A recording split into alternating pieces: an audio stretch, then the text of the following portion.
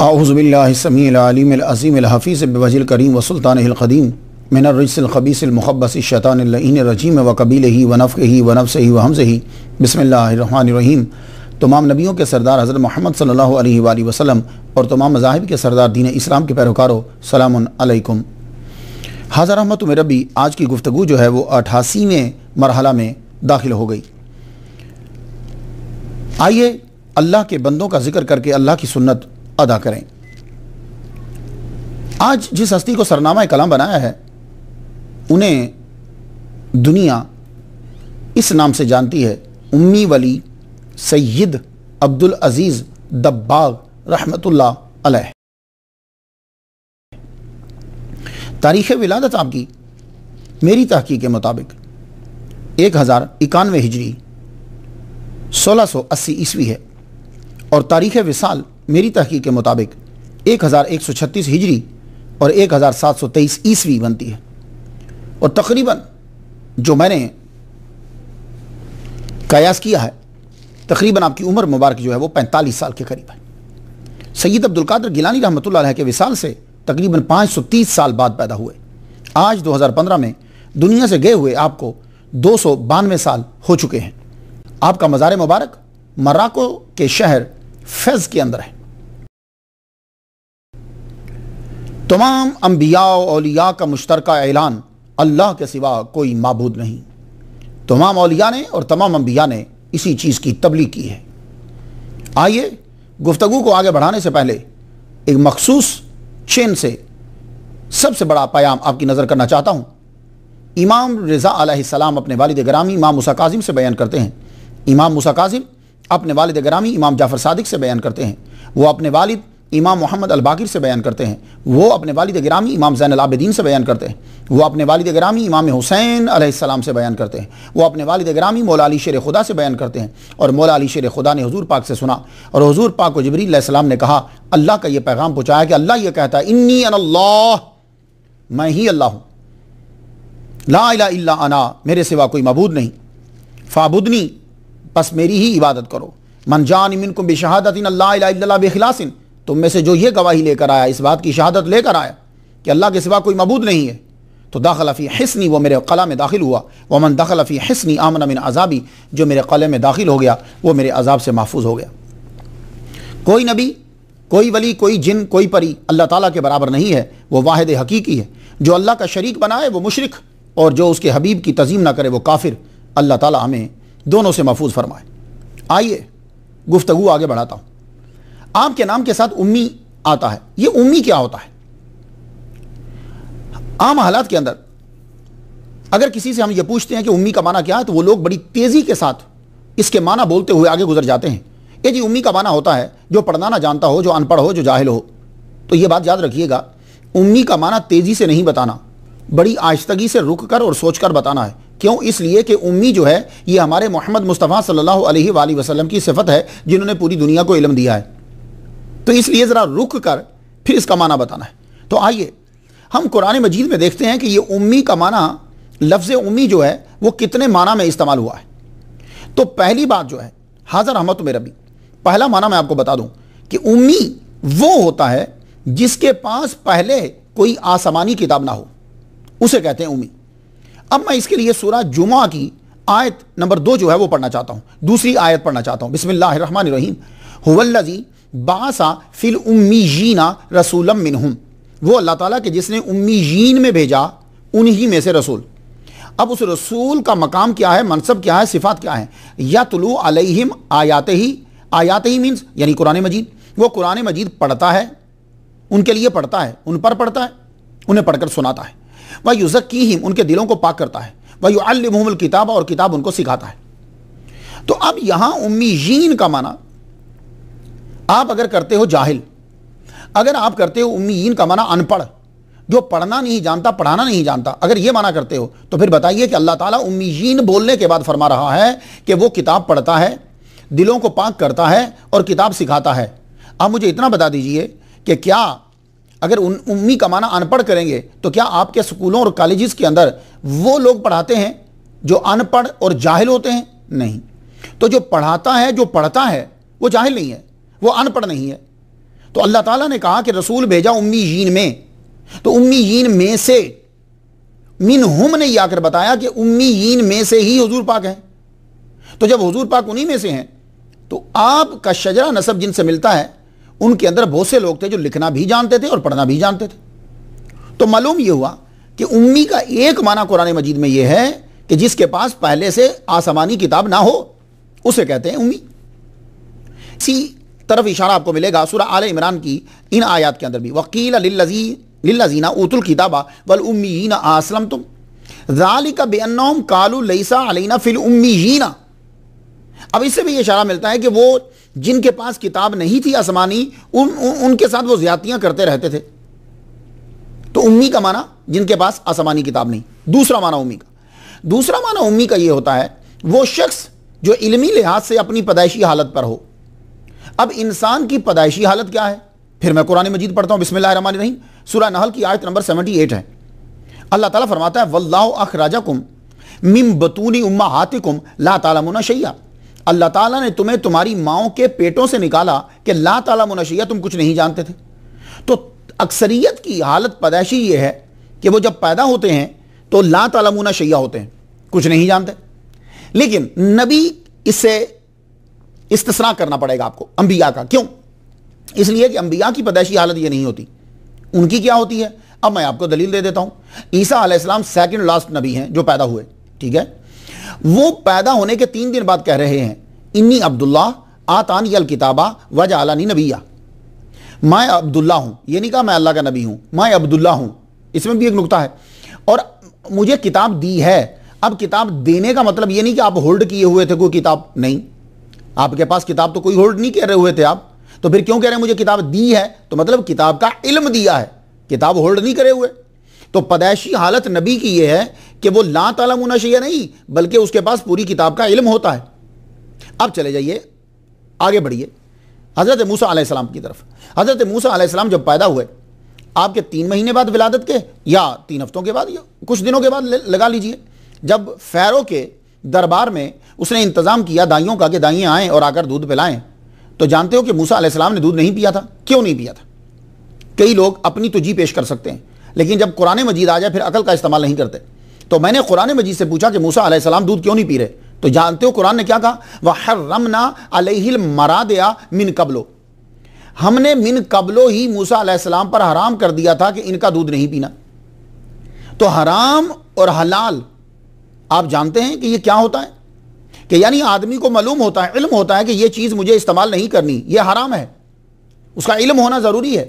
اب امریکہ کے اندر کئی لوگ بیچارے آتے ہیں جب ان کو علم نہیں ہوتا اور وہ چیزیں استعمال کرتے ہیں. کئی ڈبل روٹی ہیں، یہاں بریڈ ہیں، وہ بریڈ جو ہے وہ حلال نہیں ہے. کئی جو ہے وہ کیک ہیں وہ حلال نہیں ہے. کئی چیزیں ایسی، آئس کریم ہے کئی. تو ہر چیز یہاں حلال نہیں ہے. ایون کہ جو بیف ہے اس کے برگر جو ہیں وہ حلال نہیں ہے، اس لیے کہ یہ پہلے گائے کو شوٹ کرتے ہیں، گولی مارتے ہیں، اس کے بعد اس کو بلا بسم اللہ پڑھے کاٹ دیتے ہیں، یعنی پوری گردن اڑا دیتے ہیں، خون اندر ہی رہتا ہے. اسی طرح چکن جو ہے وہ بھی حلال نہیں ہے کیونکہ بسم اللہ اللہ اکبر پڑھ کر اس کو ذبح نہیں کیا گیا. تو لیکن شروع میں لوگوں کو معلوم نہیں ہوتا، تو حرام ہے، یہ اس کا علم ہونا ضروری ہے. تو موسیٰ علیہ السلام ولادت کے 3 ماہ بعد یا تیسرے دن آپ ان دائیوں کا دودھ نہیں پی رہے کیونکہ اللہ تعالیٰ نے پہلے سے کہہ دیا کہ یہ حرام ہے. تو ان کے پاس حلت و حرمت کا علم ہے اور یہ سب سے بڑا علم ہوتا ہے. پھر اس کے بعد چلیے حضرت ابراہیم علیہ السلام. آپ کی کتنی عمر ہے؟ آپ کی عمر تھوڑی ہے. 18 سال کی عمر میں تو آپ نے ٹکر لے لی تھی بادشاہ سے، نمرود سے. اس سے قبل کی بات ہے. اللہ قرآن مجید میں فرماتا ہے کہ میں نے رشد، ان کو ابراہیم علیہ السلام کو ہم نے رشد دے دیا من قبل. تو ابراہیم علیہ السلام کے پاس بھی علم ہے. تو میں بتلانا اصل میں یہ چاہتا ہوں کہ امی کا معنی جو یہ ہوتا ہے کہ وہ شخص جو پیدائشی علمی لحاظ سے پیدائشی حالت میں ہو. انبیاء کا اس میں استثناء ہے کیونکہ انبیاء پیدائشی طور پر جو ہیں وہ ان کی حالت یہ نہیں ہوتی کہ لا تعلمون شیئا. اب تیسرا معنی امی وہ ہوتا ہے کہ جس کا علم دنیاوی کتابوں اور استادوں کا محتاج نہ ہو. یہ تیسرا معنی ہے امی کا. یاد رکھیے گا، بہت ایک بات ہے یہ، اور یہ حل ہو جائے تو مسائل کافی حل ہو سکتے ہیں. امی کا معنی جس کے پاس آسمانی کتاب پہلے سے نہ ہو. امی کا معنی جو علمی لحاظ سے پیدائشی حالت پر ہو. امی کا معنی کہ جس کا علم دنیاوی کتابوں اور استادوں کا محتاج نہ ہو، یہ تیسرا معنی ہے۔ حضور صلی اللہ علیہ وآلہ وسلم کو جو امی کہا گیا وہ اسی معنی میں کہا گیا، اور 2 مرتبہ امی کہا گیا حضور پاک کو۔ سورہ اعراف کی آیت نمبر 157 اور 158 کے اوپر، الذین یتبعون الرسول النبی الامی فآمنوا باللہ ورسولہ النبی الامی، حضور پاک کو امی کہا گیا۔ تو یہاں جو امی ہے حضور کے لیے وہ کن معنی میں ہوا کہ آپ کا علم جو ہے وہ دنیاوی کتابوں اور استادوں کا محتاج نہیں ہے۔ آپ نے جو فرما دیا، آپ کا استاد جو ہے وہ اللہ ہے، الرحمن علم القرآن، رحمان نے قرآن سکھایا۔ تو رحمان نے جب قرآن سکھایا تو رحمان آپ کا استاد ہوا۔ تو قرآن کے اندر جو علم ہے وہ دنیاوی کتابوں کا محتاج نہیں ہے، جو قرآن نے کہہ دیا آج تک سائنس جو ہے وہ اس کو بیان کر کر کے نوبیل پرائز حاصل کر رہی ہے۔ تو امی کا ایک اور معنی ہوا، وہ کیا ہے؟ ام القرا کا رہنے والا، جیسے حضرموت کا رہنے والا حضرمی کہلواتا ہے، اس لیے امی کا ایک معنی یہ بھی ہوا۔ تو کچھ بات سمجھ میں آ گئی۔ تو سیدی عبدالعزیز دباغ رحمۃ اللہ علیہ کو جو امی ولی کہا گیا، تو اب ولی امی کیسے ہوتا ہے؟ حضور پاک امی ہیں کہ آپ کا استاد کوئی دنیا کا بندہ نہیں ہے، اللہ ہے، اور آپ کا علم دنیاوی کتابوں کا محتاج نہیں ہے۔ آگے پھر حضور نے ایک شریعت بنا دی، قرآن، حدیث، فقہ۔ اب بنا استاد کے، بنا کتابوں کے، جس کو قرآن، حدیث اور فقہ آتی ہو، اسے بھی لوگ امی کہنے لگ گئے محمد مصطفیٰ صلی اللہ علیہ وآلہ وسلم کے صدقے سے۔ تو سیدی عبدالعزیز دباغ رحمہ اللہ کو جو امی ولی کہا گیا، آپ نے قرآن، حدیث، فقہ، یہ چیزیں کسی استاد سے جا کر، کسی مدرسہ میں جا کر نہیں پڑھی، اللہ تعالیٰ نے آپ کو کشف کے ذریعے سے اس کا سارا علم عطا فرما دیا۔ امی ولی سمجھ میں آگے، گفتگو آگے بڑھاتے ہیں۔ ویسے امی کا معنی جاہل بھی ہوتا ہے، یہ بھی بات جا رہی ہے، امی کا معنی جاہل بھی ہوتا ہے۔ سورہ بقرہ میں کہا گیا وَمِنْهُمْ أُمِّيُّونَ لَا يَعْلَمُونَ الْكِتَابَ إِلَّا أَمَانِيَّ، لیکن حضور صلی اللہ علیہ وآلہ وسلم کو آپ کبھی بھی جاہل، ان پڑھ مت کہیے گا، ورنہ لوگ کہیں گے انتہائی بے وقوف مولوی ہے کہ حضور کو ان پڑھ اور جاہل کہہ رہا ہے، اور پھر قرآن پڑھ کر کہتا ہے کہ قرآن کے اندر سارا علم ہے۔ ان کا اصل نام عبدالعزیز ہے۔ یہ جو عبد ہے نا، عبد عربی زبان کا لفظ ہے، قرآن مجید کے اندر یہ 28 مرتبہ آیا۔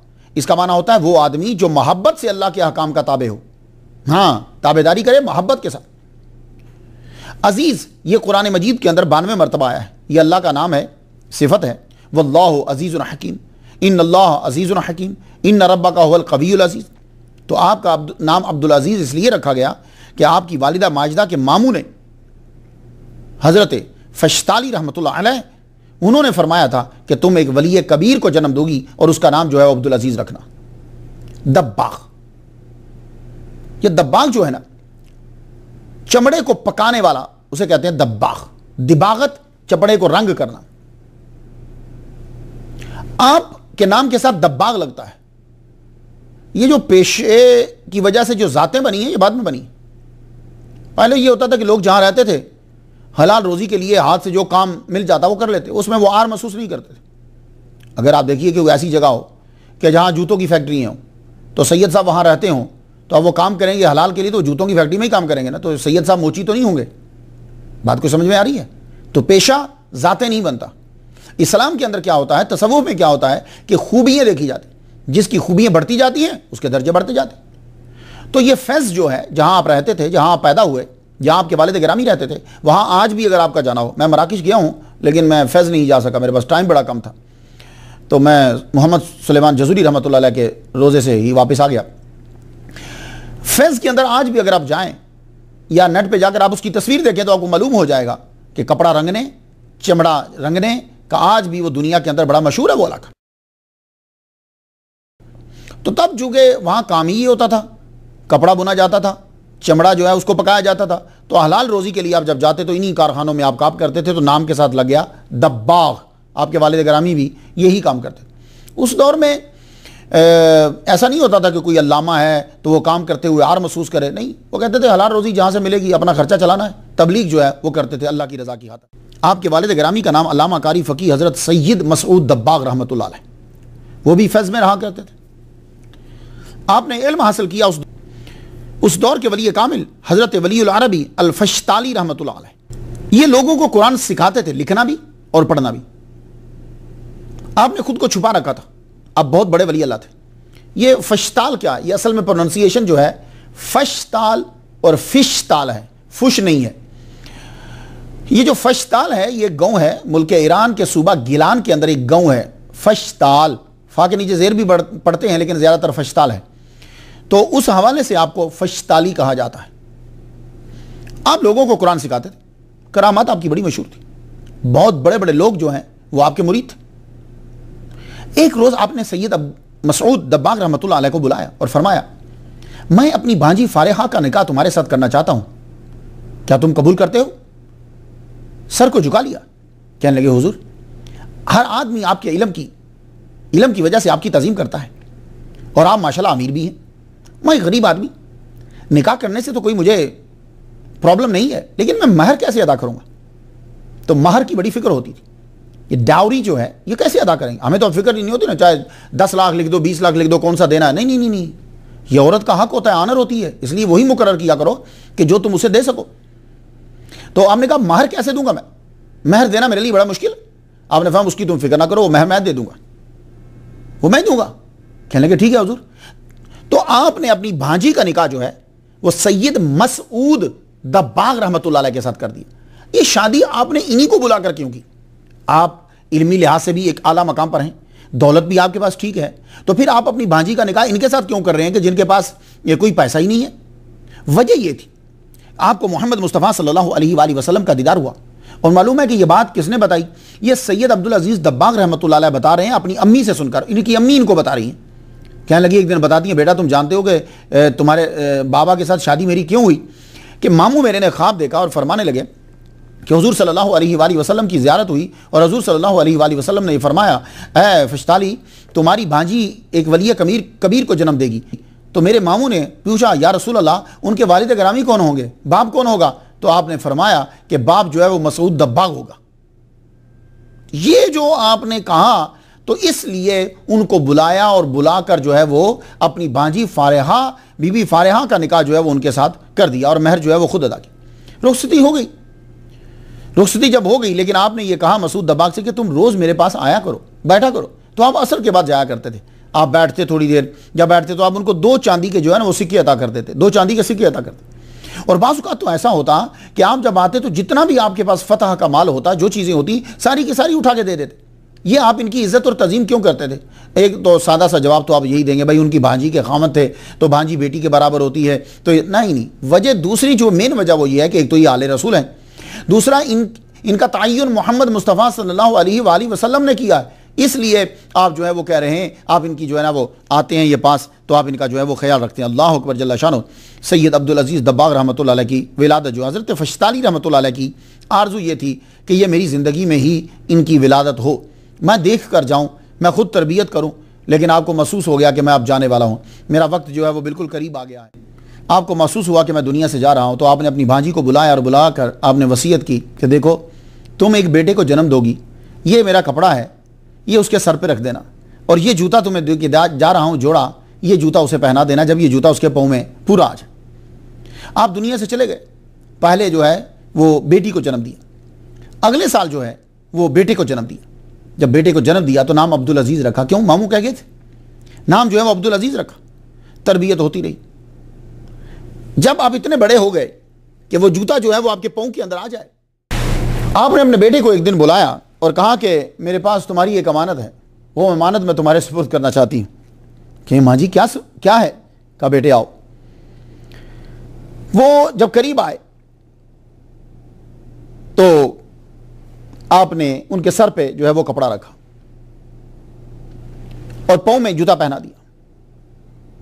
جو ہی وہ کپڑا سر پر رکھا اور جوتا پاؤں میں ڈالا آپ نے، تو فرماتے ہیں کہ میرا جسم پسینے سے شرابور ہو گیا اور مجھ پہ کپکپی تاری ہو گئی، میری آنکھوں سے آنسو جاری ہو گئے، میں مسلسل رونے لگ گیا۔ وہ جوتا پہننے کے بعد میری کیفیت ٹوٹلی جو ہے وہ چینج ہو گئی، اور یہ آپ کی عمر وہ تھی کہ جب آپ بلوغت میں قدم رکھ رہے ہیں، سر پہ کپڑے نے اور پاؤں میں جوتے نے آپ کی کیفیت کو ٹوٹلی جو ہے وہ چینج کر دیا۔ آپ کی والدہ کا وصال ہو گیا، والد گرامی بھی آپ کے جلدی ہی چلے گئے، زیادہ دیر نہیں رہے۔ والدہ کے وصال کے بعد آپ کا رجحان زیادہ تر وظائف کی طرف پڑ گئے، مزارات پہ جا کے حاضری دیتے، کسی کو وظائف پڑھتے ہوئے دیکھتے تو اس سے وظائف پوچھتے، زیادہ تر صوفیاء کے ساتھ رہتے۔ اور اللہ تعالیٰ نے کرم کیا کیا کہ جن کے پاس آپ بیٹھتے تھے ملاقات ہی اس سے کرواتا تھا اللہ تعالیٰ جو وقت کا کتب ہوتا تھا، رجال الغیب میں سے ہوتا تھا، انہی کے پاس آپ کی بیٹھک ہوتی، وہ ان سے وظائف آپ پوچھتے اور یہ سلسلہ چلتا رہتا۔ آپ کی ملاقات 1109 میں ہجری سے لے کر 1112 ہجری تک طائف کے اندر جو ہے وہ گزاری ہے عمر آپ نے۔ کتب محمد لہواج رحمۃ اللہ علیہ، ان سے آپ کی ملاقات ہو۔ کس طرح ملاقات ہو سنیے۔ والد کا انتقال ہو گیا تو آپ کے جو چچا تھے سید عبدالعزیز دباغ رحمہ اللہ کے جو چچا تھے وہ آپ کو اور آپ کے بھائی کو لے کر ایک کپڑے کے کارخانے میں لے گئے نوکری دلانے کے لیے۔ تو وہاں ایک بندہ جو ہے وہ عبدالعزیز دباغ رحمۃ اللہ علیہ کے ساتھ کام کرتا تھا، ان کو ملنے کے لیے ایک صاحب آیا کرتے تھے۔ انہوں نے جب وہ آئے ملنے کے لیے تو انہوں نے سید عبدالعزیز دباغ رحمہ اللہ کو دیکھا تو انہی کے پاس بیٹھ گئے۔ اسرار و رموز کی گفتگو شروع ہوگی، اسرار و رموز کی گفتگو شروع۔ اب وہ ہر تیسرے دن چوتھے دن آ جاتے اور بیٹھ کر ان سے گفتگو جاری رہتی۔ جانتے ہیں کہ یہ کون تھے؟ یہ کتب محمد لہواج رحمۃ اللہ علیہ۔ 5 سال تک سلسلہ مسلسل جاری رہا۔ اس کے بعد آپ کی ملاقات جو ہے 1117 ہجری میں آپ اپنے بھائی کو ایک اور کارخانہ میں جو ہے وہ نوکری دلوانے کے لیے لے جا رہے ہیں۔ وہاں جب نوکری مل گئی ان کو، اب وہاں سے واپس آ رہے تھے تو ایک صاحب نے آواز دی، ادھر آئیے، آپ قریب گئے، آپ سید ہو، ماں باپ آپ کے فوت ہو گئے ہیں، مطلب شادی آپ نے کی، دولت؟ فرمایا دولت کا کبھی خیال ہی نہیں رہا، دھیان ہی نہیں دیا، خرچہ پورا ہوتا چلتا بس یہی ٹھیک ہے۔ کہنے لگے اچھا، پاس بٹھا 30 چاندی کے 30 سکے جو ہیں وہ عطا فرمائے، فرمانے لگے یہ رکھ لو اور جب کبھی ضرورت پڑے تو ہم اور دے دیں گے۔ جانتے ہو یہ کون تھے؟ حضرت منصور بن احمد رحمۃ اللہ علیہ، یہ دوسرے ہیں جن سے آپ کی ملاقات ہوئی۔ ان کے ساتھ ملاقات آپ کی جو ہے وہ 1129 ہجری تک مسلسل چلتی رہی، وقفے کے ساتھ۔ ان کے اسرار اور رموز جو ہیں، ان کے جو چیزیں تھی وہ بھی آپ کو مل گئی۔ یہ 1129 ہجری میں دونوں کا وصال ہوا، جانے سے پہلے یہ اپنے اسرار اور رموز آپ کو عطا کر گئے۔ اللہ اکبر جل شانہ۔ حضرت خضر علیہ السلام کے ساتھ بھی آپ کی ملاقات ہوئی۔ یہ ملاقات آپ کی اس وقت ہوئی جب آپ کی عمر 30 سال تھی۔ 1121 ہجری میں ملاقات ہوتی۔ اب وہ ملاقات کس طرح ہوئی سماعت کر لیجیے۔ 1121 ہجری کی بات ہے، حضرت علی بن حرزہیم رحمۃ اللہ علیہ کے مزار پر آپ جایا کرتے تھے۔ مزار پہ جب آپ جاتے تو وہاں آپ ہر جمعرات جاتے اور رات کو قصیدہ بردہ شریف وہاں پڑھا جاتا۔ دیکھ لیجیے آپ، 300 سال قبل کی بات، لوگ مزارات پہ جا رہے ہیں۔ تو اس سے معلوم یہ ہوا کہ جو لوگ یہ کہتے ہیں کہ انڈیا میں آنے کے بعد قبریں بنی ہیں، انڈیا میں جب اسلام آیا تو یہاں چونکہ لوگ بتوں کو پوجتے تھے اس لیے جو ہے وہ قبریں بنائی گئی ہیں، یہ سراسر غلط ہے۔ اب یہ مراکش میں بتا دیجئے، سید عبدالعزیز دباغ رحمۃ اللہ علیہ کے دور میں لوگ مزارات پہ جا رہے ہیں، یہ کیا ہے؟ حضور پاک صلی اللہ علیہ وآلہ وسلم ہر سال شہداء احد کی قبروں پہ جایا کرتے تھے، یہ کیا ہے؟ حضرت فاطمہ الزہرا رضی اللہ تعالیٰ عنہ حضرت امیر حمزہ کی قبر پہ جایا کرتی تھی، تو یہ کیا ہے؟ میں خود مسقط میں گیا ہوں، میں وہاں صحابی کی قبر ہے تو وہ کیا ہے؟ اس کے علاوہ وہاں قبریں ہیں، وہ تو عربی علاقہ ہے نا کہ وہاں بھی ہندو رہتے ہیں۔ لیبیا کے اندر قبریں ہیں، مراکش میں گیا ہوں وہاں قبریں ہیں، ترکی کے اندر جو ہیں وہ قبریں اور مزارات ہیں، تو کیا یہاں بھی ہندو گئے تھے؟ رشیا کی اسٹیٹس میں آپ چلے جائیں، یہ کوئی صاحب مجھے بتا دیں کہ نعیم بخاری صاحب نے یہ کہا ہے کہ چونکہ یہاں انڈیا کے اندر بتوں کو پوجتے تھے تو مسلمان جب آئے تو وہ یہاں انہوں نے قبر پرستی کو رواج دے دیا، انہوں نے قبریں بنانی شروع کر دی۔ بخاری صاحب اگر بخاری صاحب ہی ہیں تو کم از کم وہ یہ تو جان لیں کہ امام بخاری کی بہت بڑی قبر ہے، اور بخارا کے اندر کتنے اولیاء کے مزارات ہیں، تو کیا وہاں بھی ہندو گئے تھے؟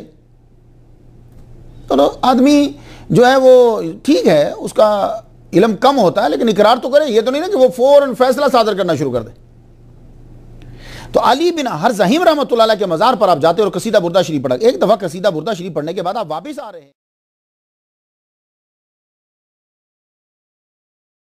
ہیں, تو واپس جب آئے تو ایک صاحب کو درخت کے نیچے بیٹھا ہوا دیکھا آپ نے. آپ ان کی طرف چلے گئے, وہ بیری کا درخت تھا, نیچے بیٹھے ہو تو آپ ادھر چلے گئے, جا کے سلام کیا, انہوں نے کہا ہاتھ پکڑ لیا, ہاتھ پکڑ کے پاس ان کو بٹھا لیا, گفتگو جاری رہی. ان کو لالچ ہوتا تھا کہ کوئی مجھے اللہ کا نام بتائے, میں ذکر کرنا چاہتا ہوں, میں پڑھنا چاہتا ہوں. ان کا یہ لالچ ہوتا تھا. تو ان سے کہنے لگے مجھے کچھ وظیفہ بتائیں, کوئی اللہ کا نام بتائیں کہ میں ذکر کروں. تو یہ جب کہنے لگے, وہ بات کو ٹالتے گئے, تہجد کا ٹائم ہو گیا. فرمانے لگے مجھے کچھ وظیفہ بتائیے نا. کہنے لگے ہاں بتاتے ہیں آپ کو, سنو وظیفہ کیا ہے. 7000 مرتبہ روزانہ آپ نے یہ پڑھنا, اللہم یا ربی بجاہ سیدنا محمد بن عبداللہ صلی اللہ علیہ وسلم اجمع بینی و بین سیدنا محمد بن عبداللہ فی الدنیا قبل الآخرہ. اس کو 7000 مرتبہ پڑھنا ہے. اور آپ نے ان کا ہاتھ پکڑا, اور ہاتھ پکڑ کر مزار کی طرف جب جانے لگے تو آگے سے آپ نے دیکھا کہ اس مزار کے متولی حضرت عمر بن محمد الحواری رحمۃ اللہ علیہ جو ہے وہ تشریف لا رہے ہیں. تو آپ نے ان کا ہاتھ پکڑ کر ان کے ہاتھ میں دے دیا اور فرمانے لگے اس کا خیال رکھنا. تو وہ آگے سے کیا جملہ فرماتے ہیں, کہنے لگے یہ تو ہمارے سردار ہیں, اللہ اکبر جل شانہ. تو سید عبدالعزیز دباغ رحمۃ اللہ علیہ فرماتے ہیں کہ میں ان سے وظیفہ لے کر پڑھتا رہا. پہلے دن تو اتنا بھاری ہوا کہ 24 گھنٹے گزر گئے, وظیفہ مکمل نہیں ہوا. پھر آہستہ آہستہ جو ہے وہ وظیفہ میری زبان کے اوپر آنے لگ گیا. پھر یہ ہے کہ اشراق سے پہلے میں ختم کر لیتا تھا.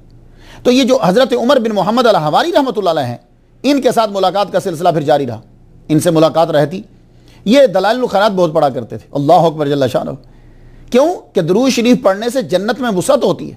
جنت کی جو بیس ہے, جنت کی جو بنیاد ہے نا, اصل جو ہے وہ نور محمدی ہے. اللہ اکبر جل شانہ. حضرت عمر بن محمد الحواری رحمۃ اللہ علیہ جب ان کا 1125 ہجری میں ان کا وصال جب ہونے لگا, اس سے قبل آپ نے ان کو بلایا اور بلا کے کہنے لگے کہ عبدالعزیز دباغ رحمہ اللہ سے کہتے ہیں آپ جانتے ہو کہ وہ جو بیری کے درخت کے نیچے جو آپ کو وظیفہ بتا رہے تھے وہ کون تھے, جنہوں نے آپ کا ہاتھ میرے ہاتھ میں دیا تھا وہ کون تھے؟ کہنے لگے حضور آپ بہتر سمجھتے ہیں. کہنے لگے وہ خضر علیہ السلام تھے جو آپ کو وظیفہ بتا کے گئے تھے. اور سنو ایک بات میں تمہیں اور بتاؤں, تم جانتے ہو کہ میں مرید کس کا ہوں, میرے پیر کون ہیں؟ کہنے لگے حضور آپ بتا دیجئے. کہنے لگے تمہاری والدہ کے ماموں حضرت فشتالی رحمۃ اللہ علیہ جو ہیں وہ میرے پیر و مرشد ہیں. اللہ اکبر جل شانہ. اس دن عبدالعزیز دباغ رحمہ اللہ فرماتے ہیں کہ مجھ پہ عقدہ کھل گیا, واضح ہوا کہ میرے والدہ کے ماموں کتنے اعلیٰ مقام پر جو ہے وہ فائز تھے, کہ اتنے بڑے بڑے لوگ ان کے مرید تھے. اللہ اکبر جل شانہ.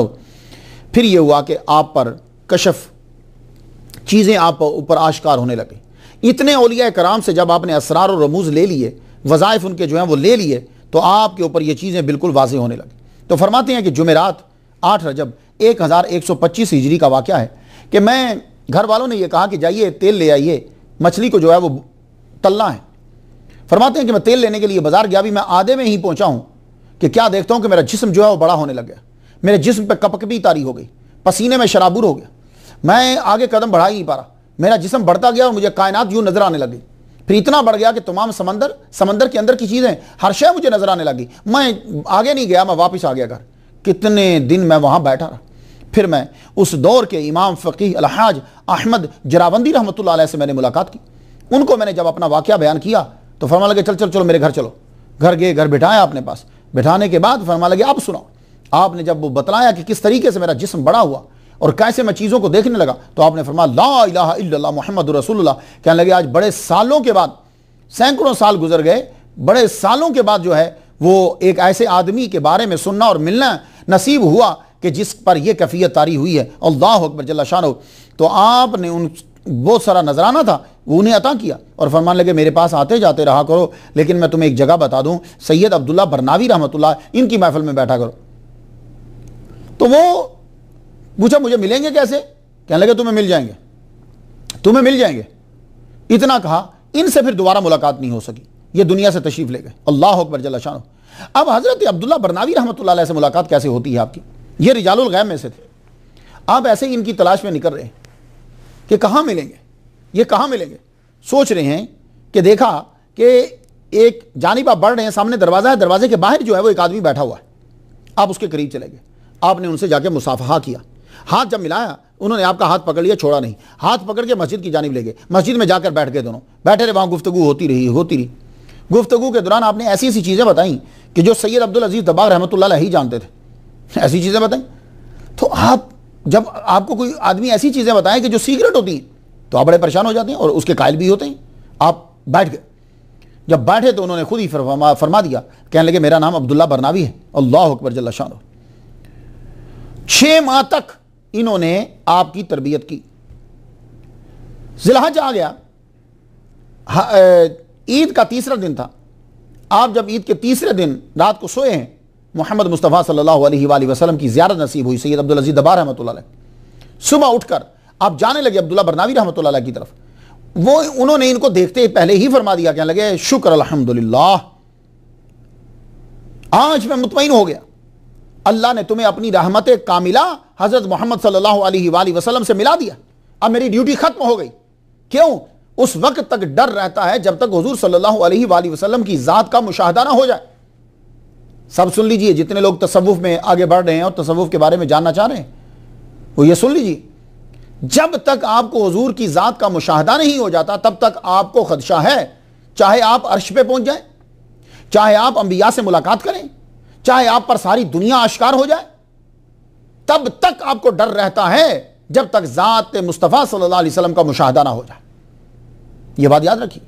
ماشاءاللہ مجھے بڑی خوشی ہوئی، ہمارے انڈیا سے کالج کے انگلش کے اسسٹنٹ پروفیسر، انہوں نے مجھے میسیج بھیجا، میری ان سے بات بھی ہوئی، کہنے لگے کہ میں تقریر آپ کی سنی، میں پی ایچ ڈی کرنا چاہتا ہوں، اور پی ایچ ڈی میں کر رہا ہوں تصوف کے اندر، تاکہ میں اپنے اولیاء کرام کے بارے میں لوگوں کو بتاؤں۔ مجھے بڑی خوشی ہوئی کہ میں بھی کسی جگہ پہ کام آیا، اور میرے لیے یہ بخشش کا سبب ہے اگر کوئی آدمی سنتا ہے، آگے سناتا ہے۔ بہت سے میسیج آتے ہیں، آپ لوگ دیکھ لیتے ہیں، پڑھتے بھی ہوں گے، کوئی فیس بک پہ آتے ہیں، کوئی میری ای میل پہ میسیج آتے ہیں، کوئی دوسری جگہ پہ میسیج آتے ہیں، ہماری ٹیم ان سب کو اکٹھا کر کے ایک ہی جگہ پہ کر دیتی۔ تو یہ جو جب تک ذات مصطفیٰ کا مشاہدہ نہیں ہو جاتا تب تک تصوف کے اندر خطرہ رہتا ہے کہ آپ کبھی بھی پھسل سکتے ہیں۔ یہ چھوٹی موٹی کرامتوں میں ناز مت کرا کرو۔ تو یہ جو مسائل تھے سیکرٹ سید عبدالعزیز دباغ رحمۃ اللہ علیہ نے حل کر دی۔ اس لیے جتنے میرے سامعین ہیں، آپ نے اس لیکچر کو ضرور سننا ہے اور آگے سنانا ہے، آگے آپ نے سنانا ہے۔ اس کے اندر بہت سارے مسائل ہیں، اگر آپ کو سمجھ نہ آئے تو بولیے ضرور، ہو سکتا ہے کہ دوسرا آپ کو سمجھا دے۔ حضرت عبداللہ برناوی رحمۃ اللہ علیہ آپ اقطاب میں سے تھے، 70 سے زیادہ اسماء الحسنہ کے انوار سے سیراب تھے۔ 1126 ہجری میں آپ کا وصال ہوا اور آپ نے سارے اپنے اسرار جو ہیں وہ ان کو عطا کر دی۔ کتب یحییٰ صاحب الجرید یہ شریعت محمدیہ کے سخت پابند تھے۔ ان کی ڈیوٹی یہ تھی کہ مزارات کے اوپر جو لوگ آتے ہیں، یہ ان مزارات کے اوپر جو لوگ آ کر دعا مانگتے ہیں، یہ ان کی دعا پر آمین کہتے ہیں۔ تو لوگ کہتے ہیں کہ مزارات کے اوپر کوئی نہیں ہوتا، بھائی مزارات کے اوپر بھی اولیاء کی ڈیوٹی لگتی ہے، وہ اولیاء خاص ہوتے ہیں، وہ ان کو وہاں متعین کر دیا جاتا ہے کہ جو لوگ یہاں آ کر دعا مانگتے ہیں آپ ان کی دعا پر آمین کیجئے، اللہ تعالیٰ جو اس دعا کو قبول فرمائے۔ تو اللہ تعالیٰ کا بڑا کرم ہوا، حضرت فشتالی رحمۃ اللہ علیہ کا فیض، حضرت خضر علیہ السلام سے فیض، قطب محمد لاہواز سے فیض، حضرت منصور بن احمد رحمۃ اللہ علیہ سے فیض، حضرت عمر بن محمد الحواری سے فیض، الحاج احمد جرابندی سے فیض، سید عبداللہ برناوی سے فیض، اللہ اکبر، کتب یحییٰ سے فیض۔ ان تمام کی جو نظر پڑی، جو فیض ہوا، اللہ اکبر جل شانہ، تو آپ پر فتح ہو گئی، یعنی تمام چیزیں جو ہیں وہ آپ پر آشکار ہو گئی۔ اب کوئی بھی آپ کے پاس آتا تھا تو آپ بس یوں نظر اٹھا کر جواب دینا شروع فرما دیتے تھے، اور پھر وہ جواب کو جب جا کر چیک کیا جاتا تھا تو وہ جواب جو ہے وہ بڑی بڑی تفاسیر کے اندر، بڑی بڑی کتابوں کے اندر بڑے بڑے علامہ اس پہ ڈسکس کر چکے ہوتے، اور انہوں نے وہی کہا ہوتا جو سید عبدالعزیز دباغ رحمہ اللہ علیہ جو ہے وہ کہتے۔ تو لوگ سن کر حیران ہو جاتے۔ تو چونکہ عبدالعزیز دباغ رحمہ اللہ کو اللہ تعالیٰ نے کشف عطا فرمایا تھا، اس لیے آپ نے ان باتوں کے اوپر روشنی ڈالی ہے جو باتیں پوشیدہ ہیں۔ یہ کشف ہر ولی کو ہوتا ہے، لیکن کسی کو بتانے کی اجازت ہوتی ہے اور کسی کو بتانے کی اجازت نہیں ہوتی۔ جب کشف ہوتا ہے، جب ولی اعلیٰ مقام پر پہنچ جاتا ہے، سب سے پہلے اس سے یہ پرومس لیا جاتا ہے کہ تم سیکرٹ لوگوں پر آشکار نہیں کرو گے، اس لیے کہ جو سننے والے ہیں وہ اس مقام پر فائز نہیں ہیں۔ یہ بات یاد رکھیے۔ اب آ جائیے، جو سب سے بڑا مسئلہ جو ہے وہ آپ نے حل کیا وہ اولیاء کی میٹنگ کا ہے۔ اولیاء کی میٹنگ کہاں ہوتی ہے؟ یہ اغواس، اقطاب، اولیاء کرام یہ کہاں بیٹھتے ہیں؟ یہ ایک بہت زبردست سٹوری ہے، بڑا زبردست مسئلہ ہے جس کو حل کیا، اور آپ سب لوگ غور سے سماعت کر لیجئے۔ یہ ایک بڑی دلچسپ اطلاع تھی جو ہمیں 318 سال قبل آپ سے ملی۔ چونکہ آپ مقام غوثیت میں فائز تھے تو ایک دن آپ نے اپنے مرید کو تفصیل بتا دی جس کو انہوں نے اپنی شورا آفاق کتاب ابریز من کلام عبدالعزیز میں علامہ احمد بن مبارک سجل ماسی، یہ سجل ماس بھی جو ہے یہ بھی ایک شہر ہے، قصبہ ہے، تو چونکہ آپ وہاں کہتے ہیں اس لیے سجل ماسی بہت مشکل ہوتے ہیں یہ پروننسیشن، ان کو ڈھونڈنا پڑتا ہے۔ تو علامہ احمد بن مبارک سجل ماسی رحمۃ اللہ علیہ نے اسے نقل کیا ہے۔ امی ولی سید عبدالعزیز دبار رحمۃ اللہ علیہ نے تمام اغواس و اقتاب کی محفل کو اٹینڈ کیا اور اب فرماتے ہیں سنو، یہ محفل روزانہ غار ہرا میں طلوع فجر سے پہلے ختم ہو جاتی۔ وقت طلوع فجر میں ایک سر ہے قبولیت کا، یہ ہے وقت ولادت مصطفیٰ، وقت نزول رحمت خدا، وقت مجلس غار ہرا، یہ تہجد کا وقت ہے، اور جو یہ چاہتا ہے کہ میری دعا قبول ہو وہ اسی وقت اٹھے اور اس وقت دعا مانگے، اللہ تعالیٰ قبول فرماتا ہے۔ اب اس وقت آنکھ کیسے کھلے گی؟ تو بہترین طریقہ جو ہے وہ بتا دیا کہ سورہ کہف کی آخری 4 آیات جو ہے وہ پڑھ کر سو جائیے، آپ کی آنکھ ایک مرتبہ اس ٹائم ضرور کھلے گی جس ٹائم اللہ تعالیٰ دعا قبول کرتا ہے۔ ان الذین آمنوا وعملوا الصالحات کانت لهم جنات الفردوس نزلا خالدین فیہا لا یبغون عنہا حولا قل لو کان البحر مدادا لکلمات ربی لنفد البحر قبل ان تنفد کلمات ربی ولو جئنا بمثلہ مددا قل انما انا بشر مثلکم یوحی الی انما الہکم الہ واحد فمن کان یرجو لقاء ربہ فلیعمل عملا صالحا ولا یشرک بعبادت ربہ احدا۔ 4 آیات پڑھ کر سو جائیے، اسی وقت آنکھ کھلے گی جب اللہ تعالیٰ دعا کو جو ہے وہ قبول فرماتا ہے۔ تو آپ فرماتے ہیں کہ طلوع فجر سے پہلے یہ میٹنگ ختم ہو جاتی، تو میٹنگ جب وہاں ہوتی ہے تو وہاں تمام اغواس یعنی غوث کی جمع ہے اقطاب وہاں پہنچ جاتے ہیں۔ کچھ وہ ہوتے ہیں جو اپنے قبور سے آتے ہیں اور کچھ ظاہری حیات ہوتے ہیں اور آتے ہیں، اور عبدالعزیز دباغ فرماتے ہیں کہ مجھے معلوم ہو جاتا ہے کہ کون ولی قبر سے آیا ہے اور کون ولی ظاہری حیات ہے۔ عرض کی حضور کیسے معلوم ہوتا ہے؟ فرمان لگے کہ جو ولی کامل قبر سے آتا ہے اس کا ڈریس چینج نہیں ہوتا، وہ ایک ہی ڈریس میں وائٹ ڈریس میں ہی آتا ہے، اور جو دوسرے ہوتے ہیں ان کے ڈریس جو ہیں وہ چینج ہوتے رہتے ہیں۔ اور دوسری بات یہ ہے کہ جو قبر سے آتے ہیں ان کا زمین پہ سایہ نہیں پڑ رہا ہوتا، جب لائٹ ہوتی ہے تو ان کا سایہ نہیں میں دیکھتا، اس سے مجھے معلوم ہو جاتا ہے کہ یہ صاحب قبر ہے۔ تو آپ فرماتے ہیں کہ یہ جو اولیاء کرام دنیا سے چلے گئے ہوتے ہیں ان سے جو ڈسکس کی جاتی ہے وہ عالم ارواح کے معاملات ڈسکس کیے جاتے ہیں، اور وصال شدہ ولی کے صدقے سے وصال شدہ کے لیے دعا کی جائے تو فرماتے ہیں کہ جلد قبول ہوتی۔ تو جو وصال شدہ اولیاء کرام ہیں وہ پرواز کرتے ہوئے آتے ہیں، لیکن جو ہی غار ہرا کے پاس پہنچتے ہیں تو پھر وہ زمین کے قریب ہو جاتے ہیں۔ یہ ادب ہے، اللہ اکبر جل شانہ۔ موجودہ غوث یا قطب عالم مجلس کا صدر ہوتا ہے۔ آپ نے فرمایا کہ وہ جو محفل ہوتی ہے اس محفل کا صدر جو ہے وہ اس دور کا جو اس ٹائم کا غوث ہوگا وہ ہوگا۔ یہ غار ہرا کے باہر اس طرح بیٹھتا ہے کہ مکہ اس کی دائیں طرف ہوتا ہے اور بائیں گھٹنے کے سامنے جو ہے وہ مدینہ شریف ہوتا ہے۔ 4 قطب جو ہیں وہ دائیں طرف بیٹھتے ہیں، اور 3 جو ہوتے ہیں وہ ایک حنابلہ سے، ایک شوافے سے اور ایک موالکی، یعنی مالکی حنبلی شافعی، ایک ان میں سے، تو 7 ہو گئے۔ تو یہ 7 اقطاب جو ہیں یہ غوث کے 7 ہوتے ہیں، اور یہ 7 غوث کے ماتحت ہوتے ہیں، اور ہر قطب کے اندر باقی اولیاء ہوتے ہیں۔ غوث کے 7 اقطاب کے پیچھے وکیل بیٹھتا ہے۔ وہ وکیل جو ہوتا ہے وہ اصحاب دیوان کی ترجمانی کرتا ہے، جو اس نے بات کی ہے اس کی وہ آگے ترجمانی کرے گا، اور وکیل کے پیچھے 6 صفیں ہوتی ہیں۔ جب سید عبدالعزیز دبار رحمہ اللہ غوث کی جگہ ہوتے تھے تو آپ نے فرمایا، اس دن بتا رہے ہیں، اپنا ظاہر تو نہیں کرتے لیکن بتا رہے ہیں کہ آج کا جو وکیل ہے اس کا نام عبد الکریم ہے، اس کا تعلق بنو خالد سے ہے اور وہ بصرہ میں رہتا ہے۔ اللہ اکبر جل شانہ۔ اور یہ لوگ پرواز کر کے وہاں روزانہ جو ہے وہ پہنچتے ہیں۔ عبدالعزیز دباغ فرماتے ہیں کہ وقت کا غوث جو ہے وہ اس کی صدارت کرتا ہے، لیکن کبھی کبھی محمد مصطفیٰ صلی اللہ علیہ وآلہ وسلم خود تشریف لاتے ہیں، اور جس وقت حضور تشریف لاتے ہیں تو وہ اسی جگہ بیٹھتے ہیں کہ جہاں غوث بیٹھتا ہے، تو پھر غوث جو ہے وہ پیچھے ہو جاتا ہے اور اقطاب اور پیچھے ہو جاتے ہیں۔ غوث پھر اس دن جس دن حضور تشریف فرما ہوتے ہیں اس دن غوث وکیل کی جگہ اور وکیل کے کام کو جو ہے وہ سر انجام دیتا ہے، خدمت کو سر انجام دیتا ہے۔ حضور صلی اللہ علیہ وآلہ وسلم جب بیٹھتے ہیں تو وہ غوث سے بات کرتے ہیں، وہ دوسروں سے بات نہیں کرتے۔ کیوں؟ اس لیے کہ حضور صلی اللہ علیہ وآلہ وسلم کے اندر اس وقت اتنی طاقت اور آپ کا نور کا ظہور ہو رہا ہوتا ہے کہ اگر 40 کڑیل نوجوانوں کے اوپر بھی آپ کا نور پڑ جائے تو وہ ایک دم جل کے بھسم ہو جائے، تو آپ کی تجلی کو اگر برداشت کر سکتا ہے تو وہ غوث برداشت کر سکتا ہے۔ تو غوث سے آپ فرماتے ہیں، غوث پھر آگے اقطاب کو کہتا ہے، اور اقطاب جو ہے وہ پھر آگے ساری بات آگے پھیلا دیتے ہیں۔ اور حضور صلی اللہ علیہ وآلہ وسلم کبھی تشریف لاتے ہیں تو آپ کے ساتھ ابراہیم علیہ السلام بھی ہوتے ہیں، آپ کے ساتھ موسیٰ علیہ السلام بھی ہوتے ہیں، آپ کے ساتھ دوسرے انبیاء بھی جو ہیں وہ ہوتے ہیں، اور کبھی کبھی حضور صلی اللہ علیہ وسلم کے ساتھ ازواج مطہرات ہوتی ہیں، اور آپ کے ساتھ آپ کے صحابہ کرام بھی ہوتے ہیں، اور کبھی کبھی نواسے بھی ساتھ ہوتے ہیں۔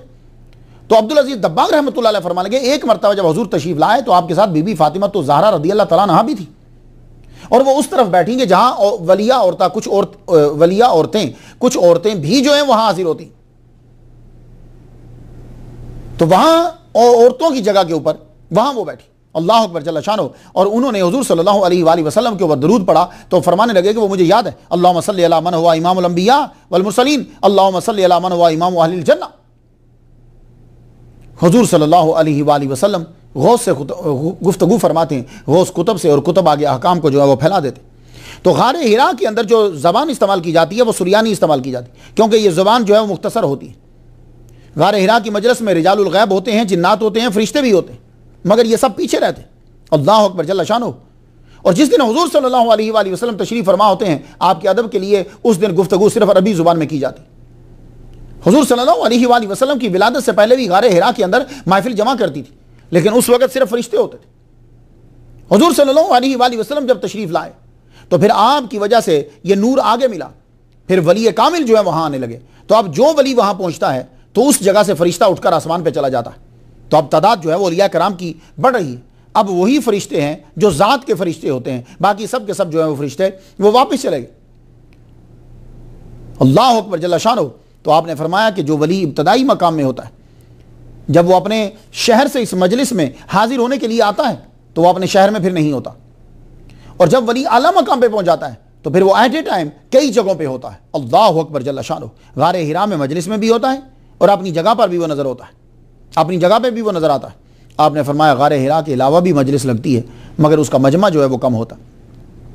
اب مجھے سمجھ آئی، بہت پہلے میں نے سنا تھا کہ دنیا میں کہیں بھی چلے کاٹ لو اتنی جلدی اثر نہیں ہوتا، اگر آدمی ایک رات غار حرا کے اندر گزار لے تو جتنی جلدی اس کی ترقی ہوتی ہے اتنی جلدی اس کی ترقی باقی جگہوں میں نہیں ہوتی۔ اللہ تعالیٰ مجھے توفیق دے، میں نے ویسے سوچا ہے کہ انشاءاللہ الرحمن اب موقع ملا تو غار حرا میں ایک رات گزاریں گے، پتہ نہیں آسان ہے یا نہیں، دیکھی جائے گی۔ تو غار حرا کے اندر تو مجھے سمجھ آئی عبدالعزیز دباغ رحمۃ اللہ علیہ کو پڑھنے کے بعد کہ غار حرا کے اندر ایک رات گزارنے سے درجہ کیوں بڑھتا ہے؟ بھائی جہاں جہاں سارے اقطاب آئیں گے، اغواث سارے ہوں گے، اولیاء کرام ہوں گے، جنات ہوں گے، رجال الغیب ہوں گے، فرشتے ہوں گے، نبی کا نور ہوگا، وہاں درجہ کیوں نہیں بڑھے گا؟ اللہ اکبر جل شانہ، اللہ کیا بات ہے یار، یہ بھی ایک دنیا ہے، اس دنیا کو سب لوگوں نے چھوڑ دیا اور ایک اور کتاب نے کھولا۔ فرمانے لگے کہ اس مجلس کے اندر مجذوب کو اجازت نہیں ہوتی، مجذوب کو اجازت نہیں ہوتی، اور فرمانے لگے کہ مجذوب کو اختیارات بھی نہیں سونپے جاتے، مجذوب کو اختیار نہیں، لیکن کہنے لگے کہ قرب قیامت مجذوب کو اختیارات سونپ دیے جائیں گے، اور وہ محفل جو ہے اس کا جو لیڈر ہے وہ بھی جو ہے وہ بھی مجذوب ہوگا۔ یہی وجہ ہے کہ دجال اس دور میں جو ہے وہ آ جائے گا، کیوں؟ اس لیے کہ مجذوب کے ہاتھ میں نظام ہوگا، نظام دھرم بھرم ہو جائے گا۔ مجذوب کو آپ نے دیکھا ہی، تو مجازیب جب داخل ہو جائیں گے تو پھر یہ دجال آئے گا اور پھر یہ جدھر مرضی پھرتا جائے گا، کیونکہ یہ نظام جو ہے وہ مجازیب کے پاس آ گیا۔ تب تو دیوان کا رئیس بھی کہتے ہیں کہ مجذوب ہوگا، یہی وجہ ہے کہ دجال کو نکلنے کا موقع ملے گا۔ علامہ احمد بن مبارک سجل ماسی مالکی، آپ کی وفات جو ہے وہ 1156 ہجری میں ہوئی، جامع معقول و منقول تھے، آپ کو قرآن اور حدیث اور فقہ پر عبور حاصل تھا۔ آپ ایک روز آپ کی ملاقات سید عبدالعزیز دباغ رحمۃ اللہ علیہ سے ہوئی، اس وقت آپ کی عمر جو ہے وہ 34 سال تھی۔ ان کے پاس بیٹھے، جب آپ کی گفتگو کو سنا تو عالم دین تو سمجھتا ہے نا کہ آدمی جو بول رہا ہے وہ کیا گفتگو ہے، ان کو بڑا مزہ آیا، کہنے لگے یار کیا خوبصورت تشریح فرماتے ہیں، یہ تو ہم لوگوں نے بھی تفاسیر کے اندر نہیں پڑھی، اور ان کو ہر چیز کا پتہ کیسے چل جاتا ہے۔ تو آپ نے پھر ان کے پاس بیٹھنا شروع کر دی، آپ نے 4 سال ان کی سنگت میں گزارے، جو باتیں آپ فرماتے وہ حدیث اور تفسیر و کتب میں موجود ہوتی، شریعت، طریقت، حقیقت، معرفت، آخرت، ہر موضوع پر یوں بولتے کہ جیسے کتابیں سامنے کھلی ہوئی۔ آپ کو خیال آیا کہ ان کے اسرار کو لکھو۔ آپ نے سید عبدالعزیز دباغ رحمۃ اللہ کی باتوں کو احاطہ تحریر میں لانا شروع کی، اور کتاب کا نام رکھا ابریز، یعنی خالص سونا۔ تو اسی کان میں سے کچھ سونا میں آپ کو بانٹوں گا۔ 2015 میں 286 سال ہو گئے یہ کتاب آج بھی اولیاء صوفیاء کے مطالعہ میں رہتی ہے، خاص طور پر شاذلی سلسلہ کے جو لوگ ہیں وہ اس کتاب کو پڑھتے ہیں۔ اب اس میں سے چند باتیں آپ کی نظر کرنا چاہتا ہوں، ساری کتاب تو بھئی 500 صفحات سے زیادہ ہے، اب چند باتیں سن لیجئے، وہ مسائل شاید آپ کی ذہن میں کہیں ہوں گے، وہ مسائل آپ کے حل ہو جائیں۔ ایک دن فرمانے لگے عبدالعزیز دباغ رحمۃ اللہ علیہ، غسل تم لوگوں پہ فرض ہوتا ہے جب تم جنبی ہوتے ہو، جانتے ہو کہ اولیاء پہ غسل کب فرض ہوتا ہے؟ یہ جملہ ان لوگوں کے لیے جو کہتے ہیں کہ یہ ننگ دھڑنگ یہ لوگ جو ہیں چرسیے یہ ولی، نا یہ ہمارے اولیاء نہیں ہیں، نہیں، ہمارے ولی کون ہیں؟ سن لو۔ اب عبدالعزیز دباغ رحمہ اللہ فرماتے ہیں کہ عام آدمی پہ غسل فرض ہوتا ہے کہ جب وہ جنبی ہو، اور ولی کامل پہ اس وقت غسل فرض ہو جاتا ہے جب اس کی ایک لمحے کے لیے توجہ رب سے ہٹ جائے اور کسی اور چیز میں وہ سکون حاصل کر رہا ہو۔ اللہ اکبر جل جلالہ، جاؤ بانٹ دو یہ جملہ پوری دنیا کے اندر، ولیوں کے دشمنوں کو بتا دو کہ ولی یہ کہتا ہے کہ ہم پہ اس وقت غسل فرض ہو جاتا ہے جب اللہ سے توجہ ہٹ جائے اور کسی دنیا کی چیز میں سکون اسے ملے، تو وہ کہتا ہے کہ اس وقت اس کے اوپر غسل فرض ہو گیا۔ اتنی پاکیزگی تو کسی مولوی میں نہیں ہوگی، کیونکہ مولوی تو تبھی غسل کرے گا جب اس پہ غسل فرض ہوگا، جنبی ہوگا۔ یہ ولی کامل ہیں کہ اگر ان کا دھیان رب سے ہٹ جائے اور کسی دنیا کی چیز کو ترجیح دے دیں تب بھی ان کے اوپر غسل فرض ہو جاتا ہے۔ وہ خود کو اس وقت ناپاک سمجھتے ہیں جب ان کی توجہ رب سے ہٹ جاتی، کیونکہ جب توجہ اللہ سے ہٹتی ہے تو فرشتے اس سے ہٹ جاتے۔ یہی وجہ ہے کہ فرشتوں کی دوری کی وجہ سے اولیاء پہچانتے ہیں کہ یہ آدمی اس وقت جنبی ہے، کیونکہ فرشتے اس کے ساتھ نہیں ہوتے۔ آپ نے کئی کرامتیں سنی ہوں گی نا، فلاں صاحب نے فرمایا بھائی تمہارے اوپر غسل فرض ہے، ان کو کیسے پتا چلا؟ اس کے ساتھ فرشتے نہیں تھے۔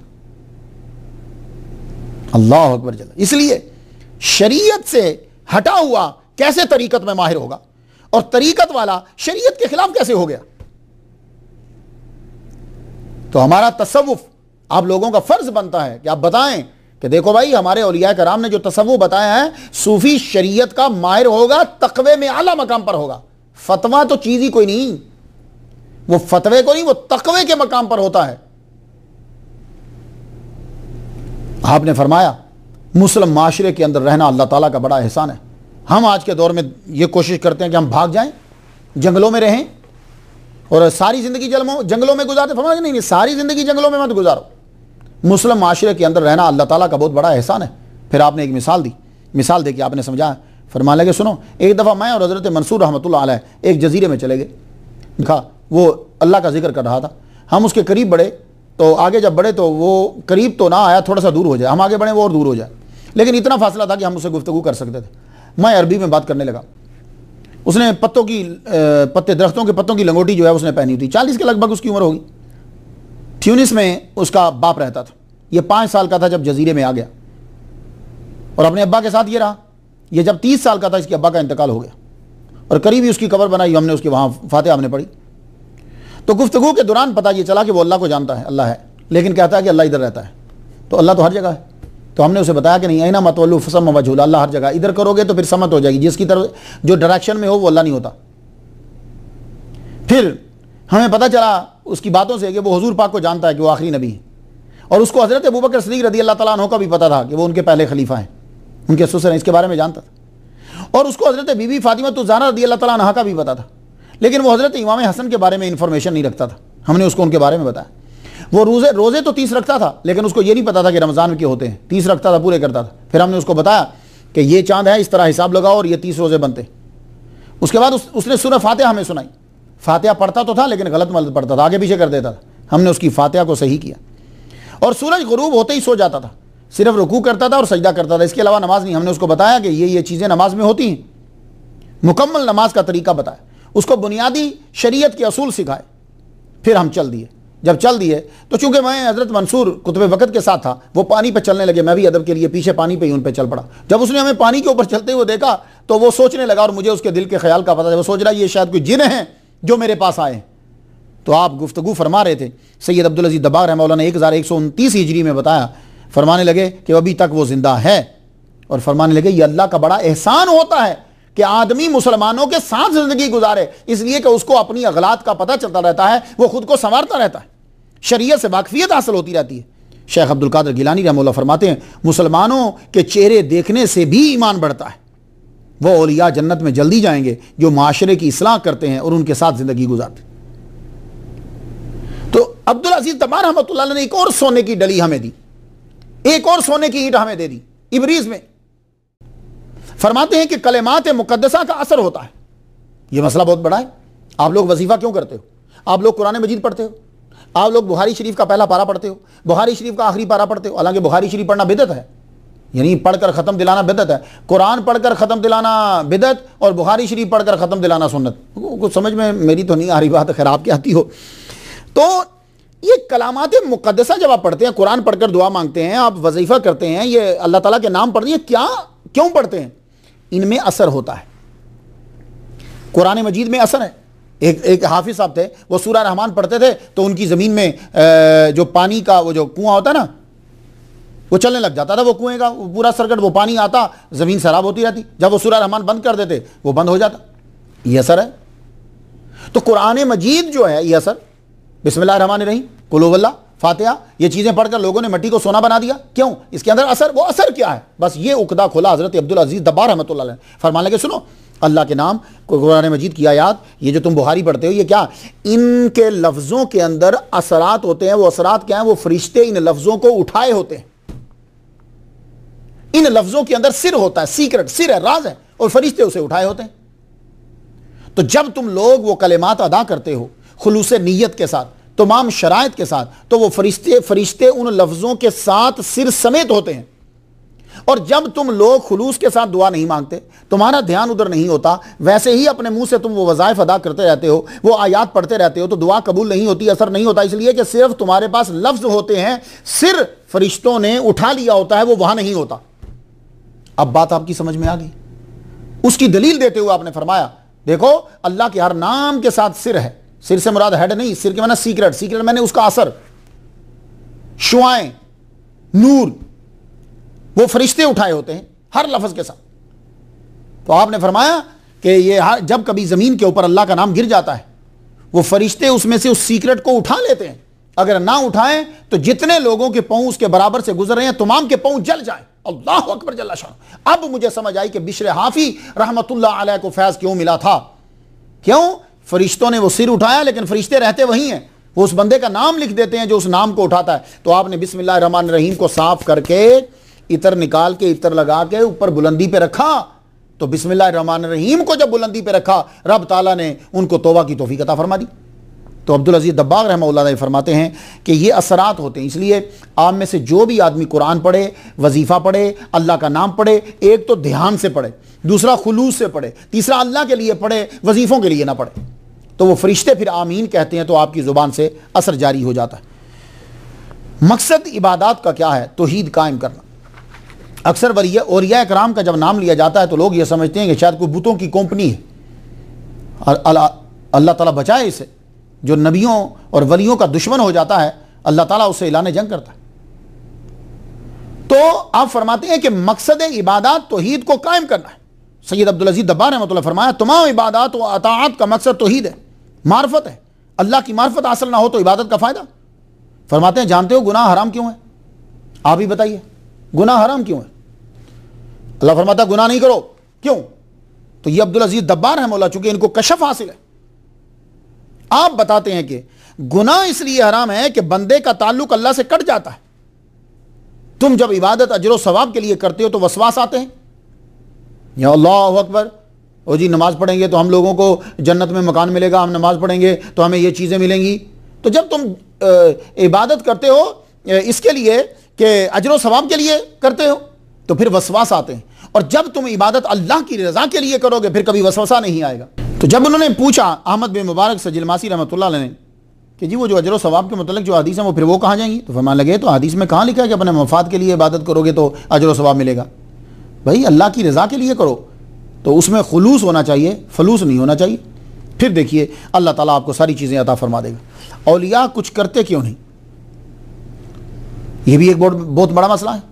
تو یہ بھی سونے کی ایک ڈلی لیتے جائیے، سونے کی اینٹ لیتے جائیے۔ عبدالعزیز دبار رحمۃ اللہ علیہ نے حل کر دیا کہ اولیاء جو ہیں، اولیاء سے دور ہٹانے کے لیے یہ ایک منافقوں کا مشہور جملہ ہے کہ جی ہم مزارات گراتے ہیں، طاقت ہوتی تو ہمارا کچھ کر لیتے۔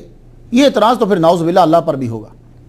اگر مزارات گرانے کے بعد لوگ یہ کہیں کہ جی جناب ہم نے اللہ کے ایک ولی کا مزار گرا دیا تو جو ہے ولی نے ہمارا کچھ کرا، اور یہ لوگ وہ گرا رہے ہیں کہ جو اب مندر بنا رہے ہیں. ابھی حال ہی میں مجھے خبر ملی ہے کہ دبئی کے اندر مندر بن رہا دیکھا آپ نے، مزارات گرائے جائیں گے، مندر بنائے جائیں گے. تو مندر بنے گا، بہت بڑا مندر بنے گا وہاں. خیر مسلمانوں کی اپنی مرضی ہے. اگر یہ اعتراض ہے کہ ہم نے ولی کے مزار کو گرایا اور ولی نے ہمارا کچھ نہیں بگاڑا، تو یہ اعتراض اللہ پر ہوگا. بابری مسجد گری تھی، رائٹ، گرائی گئی، رائٹ، کتنا بڑا جلوس نکلا تھا، تو وہ تو بعد میں وزیر بن گیا تھا، بعد میں وزیر بن گیا. اللہ تعالیٰ کی کتنی مساجد ہیں جس کے اندر فلڈ آ گیا، پانی آ گیا، مسجدیں ڈوب گئیں. پھر اب اللہ پر بھی یہ اعتراض ہوگا. خانہ کعبہ کے اوپر کتنی بار حملہ ہوا ہے. حجر اسود 20 سال تک، 22 سال کے قریب چوری ہو گیا، چوری کر کے لے گئے. تو اللہ تعالیٰ نے کیوں نہیں پکڑا ان کو؟ عجیب سا ہے. تو بھائی اولیاء کرام کے جب تم مزارات گراتے ہو، پر میں کہتا ہوں کہ وہی الجزائر اور وہ جو جتنے ٹی وی والے دکھاتے ہیں، کاش کہ وہ ٹی وی والے اس بندے کی اینڈ بھی دکھا دیتے ٹی وی پر جس نے مزار گرایا تھا. وہ نہیں دکھاتے. تو جب ایک چیز دکھاؤ گے تو بندے کے سامنے ایک ہی چیز ہوگی نا، دوسری تو آئی نہیں ہے. تو جب کبھی دوسرے والوں کو پاور ملے گی وہ دکھا دیں گے ٹی وی پر آ کے، یہ دیکھو مزار گرانے والوں کا حال کیا ہوا ہے.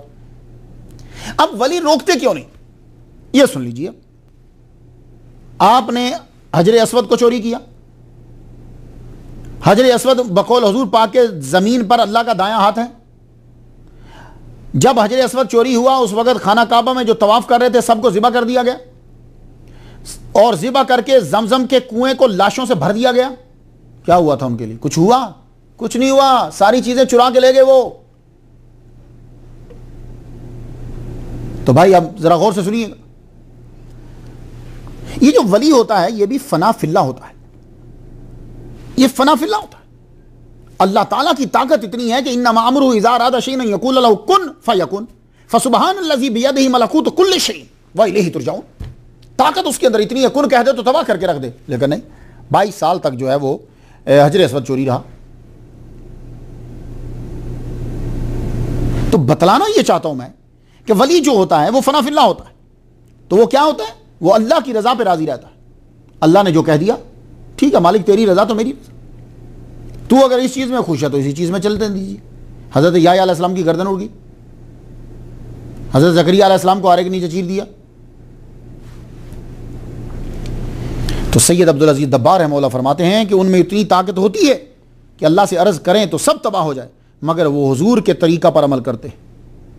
جب اولیاء جنگ میں شریک ہوں گے تو اپنی طاقت کا استعمال نہیں کریں گے، وہ پھر اسی طرح تلوار اٹھائیں گے، نیزے سے کام کریں گے. میرے مولا علی چاہتے تو اکیلے مولا علی پوری جنگوں کو تباہ کر کے رکھ دیتے اگر اپنی طاقت، روحانی طاقت کو استعمال کرتے. نہیں، تلوار اٹھاتے ہیں، تلوار گھوڑے پہ بیٹھتے ہیں، نیزے چلاتے ہیں. امام حسین اگر چاہتے تو ایک جملہ منہ سے بولتے، سارا پانی آپ کے سامنے بہنے لگ جاتا، یزیدی تباہ ہو جاتا. لیکن نہیں، خاموش، گھوڑے پہ بیٹھے، تلوار اٹھائی، تیری رضا مالک جیسے اب چلنے دو. تو اس طرح ولی کامل کو اجازت نہیں ہے وہ دشمن کے خلاف ہر وقت اپنا سر استعمال کرے. فنا فی اللہ ولی کا اصل دین کرامت نہیں استقامت ہوتا ہے، غلوب نہیں عفو ہوتا ہے، مٹانا نہیں بچانا ہوتا ہے، ہٹانا نہیں سمجھانا ہوتا ہے. آج ولی اللہ کہاں ہے؟ سید عبدالعزیز دبار رحمۃ اللہ علیہ نے اس مسئلے کو بھی حل فرما دی. اکثر لوگ سوال کرتے ہیں جب کرامات سنتے ہیں، یہ لوگ آج کہاں ہیں؟ ہمیں کیوں نہیں ملتے؟ آج یہ کرامتیں کیوں نہیں ہیں؟ پھر تو یہ اعتراض معجزات پر بھی ہوگا. آج وہ معجزات کیوں نہیں ہو رہے؟ جب ضرورت ہوتی ہے تو ہر چیز ہوتی ہے. ایک آدمی بولا مجھے ولی کیوں نہیں ملتے. یہ بات کرنے والے کو اپنی حیثیت کا تو تعین پہلے کر لینا چاہیے. میں 14 سال سے امریکہ میں ہوں. 2 سال 2 صدر تو گزرے، یہ دوسرا جا رہا صدر میرے سامنے. میری بات آپ سمجھ رہے ہیں؟ تو بھائی یہ صدر، اب میں کہوں کہ مجھے صدر کیوں نہیں ملتا، وہ موجود ہیں تو مجھے ملے. تو بھائی صدر موجود ہے، میرے اختیارات اتنے نہیں کہ میں وہاں جا سکوں، اور میرا مقام اتنا نہیں کہ وہ میرے پاس آ جائے. اور یہی حال ہم لوگوں کا ہے کہ اختیارات اتنے نہیں ہیں کہ آپ لوگ، آپ کی حیثیت اور کرتوت ایسے نہیں ہے کہ آپ وہاں جا سکیں، اور مقام اتنا نہیں ہے کہ وہ آپ کے پاس آ سکے. اور جب آپ کا مقام ہو جائے گا تو خضر علیہ السلام بھی تمہارے پاس آ جائیں گے، ولی کامل تمہارے پاس آ جائیں۔ پہلے مقام تو پیدا کرو، اختیارات بھی نہیں ہیں، مقامات بھی نہیں ہیں، اور تقاضا یہ ہے کہ صدر کیوں نہیں آ رہا؟ تو جب اختیارات ہوتے ہیں تو تم چلے جاتے ہو، اور جب مقامات آتے ہیں تو پھر وہ آ جاتے ہیں۔ دونوں میں سے تعین کرو کہ تمہارے پاس ہے کیا چیز۔ آج بھی اولیاء موجود، 300 اولیاء، 40 ابدال، 7 اطاد، 5 اقطاب، 1 قطب عالم آج بھی موجود ہیں۔ آج بھی ایسی ہستیاں موجود ہیں، ان کی تلاش میں رہو، اختیارات پیدا کرو یا مقام پیدا کر، اختیارات پیدا کر کے تو وہاں پہنچ جائے، یا مقام پیدا کر کے وہ تیرے پاس آ جائے۔ فَإِنَّ اللَّهَ مَعَ الَّذِينَ اتَّقَوْا وَالَّذِينَ هُمْ مُحْسِنُونَ۔ آج بھی ولی ہیں۔ تو بس آپ اپنے اندر اختیارات، اب بس یہ تعین کر لیجئے کہ آپ اختیارات والے ہو یا مقامات والے ہو، کیا ہو۔ اور زیادہ تر یہ آدمی بکواسات والے ہوتے ہیں جو اس طرح کا اعتراضات کرتے ہیں، کہاں ہیں ولی، کہاں ہیں کرامتیں۔ یہ نہ اختیارات والے ہوتے ہیں نہ مقامات والے ہوتے ہیں، یہ صرف بکواسات والے ہوتے ہیں۔ اسم اعظم، اس مسئلے کو مختلف انداز سے آپ نے حل کیا۔ اسم اعظم کیا ہے؟ اسم اعظم پہ ڈسکس کرتے ہوئے آپ نے فرمایا کہ اسم اعظم جو ہے یہ ذات سے پڑھا جاتا ہے، زبان سے نہیں پڑھا جاتا، اور یہ ذات سے ادا ہوتا ہے، اور اس کا ورد کرنا آدمی کے لیے بھاری ہوتا ہے۔ اور جب یہ ذکر ذات کرتی ہے تو پیتل کے گرنے کی سی آواز آتی ہے۔ واحد حضرت عیسیٰ علیہ السلام تھے جو دن میں 14 بار اپنی ذات سے اسم اعظم کا ذکر کرتے تھے، اللہ اکبر جل شان۔ حضرت حدیث علیہ السلام تھے جنہوں نے اللہ کو اپنی زبان سے علیم کہا، قوی کہا، عظیم کہا، منان کہا، اپنی زبان سے ادا کیا، اور اللہ تعالیٰ نے پھر تمام انبیاء کے بولے ہوئے ناموں کو عربی زبان کے اندر قرآن مجید میں جو ہے وہ اللہ تعالیٰ نے سمو دیا، قرآن میں عربی لغت کے اندر اکٹھے کر دی۔ آپ نے پھر ایک وظیفہ بھی بتا دیا، فرمانے لگے ڈاکٹر جس کو لا علاج قرار دے دیں، بڑا مریض ہو وہ، تو وہ اس کو پڑھا کرے۔ یہ سورہ ملک میں ہے، الا یعلم من خلق وهو اللطیف الخبیر۔ یہ آپ سب لوگوں کو اجازت، اسے پڑھیے، الا یعلم من خلق وهو اللطیف الخبیر، سورہ ملک کے اندر، سورہ ملک 29واں پارہ سٹارٹ ہوتا نا۔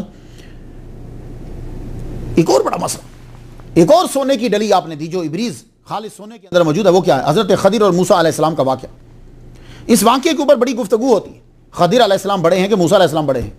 اگر خضر علیہ السلام چھوٹے ہیں تو پھر ان کے پاس کشف زیادہ کیوں ہے؟ موسیٰ علیہ السلام جو ہیں ان کو ان باتوں کا پتہ کیوں نہیں چل رہا؟ آدمی کا ذہن میں آتا ہے نا۔ تو آج سن لیجیے آپ نے کس طرح اس کو حل فرمایا۔ کہنے لگے سنو، خضر اور موسیٰ علیہ السلام کی مثال ایسے ہے جیسے دو نمائندہ ہوں بادشاہ کے، ایک تو بادشاہ کے چہرے کے سامنے کھڑا ہے اور اس کے چہرے کو تک رہا ہے، اور ایک وہ ہے کہ جو اس کا نمائندہ بازار میں پھر رہا ہے۔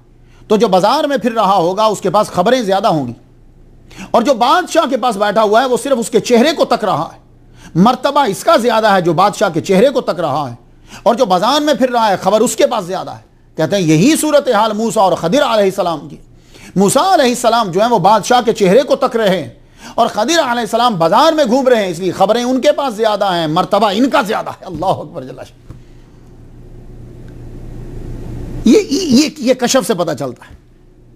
آپ نے فرمایا یہ معاملہ بعض اوقات پیر و مرید کے بیچ بھی ہو جاتا ہے۔ فرمان لگے ایک شیخ تھے، ان کے مرید کا انتقال ہو گیا تو آسمانی باتیں اور خبریں ان کے لیے بند ہو گئی۔ تو فرمان لگے وہ جب تک وہ تھے یہ خبروں کا سلسلہ جاری تھا، جب سے وہ گیا ہے خبروں کا سلسلہ بند ہو گیا، پھر اس کی جگہ ایک اور مرید نے لے لی۔ کہنے لگے شکر ہے رب کا، کیا وہ سلسلہ دوبارہ سے شروع ہو گیا۔ پھر مسئلہ غرانیق چلا کہ حضور صلی اللہ علیہ وآلہ وسلم نے بتوں کے نام لے دیے تھے۔ یہ مسئلہ غرانیق جب چلا تو آپ نے فرمایا سنو، تصوف میں شرط اول ادب ہے، بے ادبی نہ ہو۔ حضور نے نماز کے دوران جو ہے وہ کسی بت کی تعریف نہیں کی۔ تو علامہ احمد بن مبارک سجل ماسی رحمۃ اللہ کہتے ہیں، تو میں نے جب جا کر دیکھا تو قاضی ایاز بھی یہی کہتے ہیں، بزاز نے بھی یہی کہا، ابو بکر بن عربی نے بھی یہی کہا، جو عبدالعزیز دباغ رحمۃ اللہ نے کہا۔ کہتے ہیں کہ اگر ہم یہ عقیدہ رکھ لیں کہ شیطان غالب آ گیا تھا نبی پر تو پھر تمام وحی کے اندر شک پڑ جائے گا۔ شیطان جو ہے وہ تو کہہ چکا کہ میرا غلبہ جو ہے وہ تیرے بندوں پر نہیں ہوگا۔ وہ خاص بندے جو ہیں ان تمام خاص کے بلکہ اخص کے بھی سردار محمد مصطفیٰ صلی اللہ علیہ وآلہ وسلم۔ تو جب شیطان اپنے منہ سے کہہ رہا ہے کہ تیرے بندوں پر چند ہیں کہ جن پر میرا غلبہ نہیں ہوگا، تو جب وہ خود کہہ رہا ہے تو محمد مصطفیٰ صلی اللہ علیہ وسلم پر کیسے غالب آ گیا شیطان؟ فرماتے ہیں کہ میں نہیں مانتا۔ آپ فرماتے ہیں، کہتے ہیں وہ تمام حدیث پکڑ کر دیوار کے اوپر مار دو جن حدیثوں کو پڑھنے کے بعد نبی کی معصومیت کے اوپر شک پڑتا ہو. اور قاضی بیضاوی نے بھی یہی لکھا کہ یہ واقعہ غلط ہے ورنہ وہی سے اعتماد اٹھ جائے. کچھ باتیں ذرا مشکل ہو گئی لیکن یہ سننا تاکہ آپ کو پتا چلے کہ کتنی نظر ہوتی ہے اللہ کے ولی کی. پھر آپ نے ایک مسئلہ قرآنی آیات سے پوچھا, آپ کو گیا کہ آپ کو کیسے پتا چلتا کہ یہ آدمی قرآن پڑھ رہا ہے, یہ آدمی حدیث پڑھ رہا ہے. میں نے بارہا آپ کو جانچا ہے آزمانے کے لیے. میں آپ کے سامنے قرآن پڑھتا ہوں تو آپ بتاتے ہو یہ قرآن ہے, میں حدیث پڑھتا ہوں تو آپ بتاتے ہو حدیث, جبکہ آپ نے نہ قرآن پڑھا ہوا ہے نہ حدیث پڑھی ہوئی ہے. فرمایا کہ سنو آج میں تمہیں بتاتا ہوں. تو آپ نے علامہ احمد بن مبارک سجل ماسی رحمۃ اللہ علیہ سے یہ کہا, کہنے لگے سنو, جب تم قرآن بولتے ہو تو قرآن کے لفظوں کے ساتھ ایک نور نکلتا ہے, اور جب تم حدیث بولتے ہو چونکہ نبی کے الفاظ ہیں ان کے ساتھ بھی نور نکلتا ہے. قرآن اللہ کا کلام ہے, کلاموں کا بادشاہ ہے, تو اس کا نور پاورفل ہوتا ہے. اور جب تم نبی کا کلام بولتے ہو, نبی مخلوق میں ہے, مخلوق کے سردار ہیں, لیکن اللہ کی تو مخلوق ہے, ان کے کلام کے اندر نور کی پاور ذرا کم ہوتی ہے. تو میں اس نور کی پاور سے اندازہ لگا لیتا ہوں کہ تو قرآن پڑھ رہا ہے یا حدیث پڑھ رہا. اللہ اکبر جل شانہ. یار ہم لوگ تو ولیوں کی برابری نہیں کر سکتے, نبی کی برابری کیسے کریں گے؟ پھر آپ نے ایک اور زبردست بات بتائی. آپ نے فرمایا سنو, قرآن مجید کی آیات جو ہیں ان کے اندر شعائیں نکلتی ہیں, ان کے رنگ ہوتے ہیں. فرمانے لگے قرآن اللہ کا کلام ہے, ان آیات سے سفید رنگ کی شعائیں نکلتی ہیں, یعنی ان کا رنگ وائٹ ہوتا ہے, جن میں بندہ اللہ سے اپنا تعلق جوڑتا ہے. جیسے الحمدللہ, ایاک نعبد و ایاک نستعین. تو بندہ جو جوڑتا ہے اپنا تعلق, اس میں سفید رنگ کی شعائیں اور سبز رنگ کی ریز نکلتی ہیں ان قرآنی آیات سے جن میں اللہ کی طاقت اور خاصے بیان کیے جاتے ہیں. جیسے مالک یوم الدین, مالک الملک, الحی القیوم, یا ذل جلال والاکرام. اس میں سے سبز رنگ کی شعائیں نکلتی. اور فرمانے لگے زرد رنگ کی شعائیں ان آیات میں سے نکلتی ہیں جن میں اللہ تعالیٰ کا غضب ظاہر ہو رہا ہو یا عذاب کا تذکرہ ہو, اس میں سے. اللہ اکبر جل شانہ. اور پھر آپ نے فرمایا سنو, تم یہ حروف مقطعات جو دیکھتے ہو, الف لام میم, یہ تمہیں الف لام میم جو ہے وہ نظر آئے گا سورہ بقرہ میں بھی اور سورہ آل عمران میں بھی.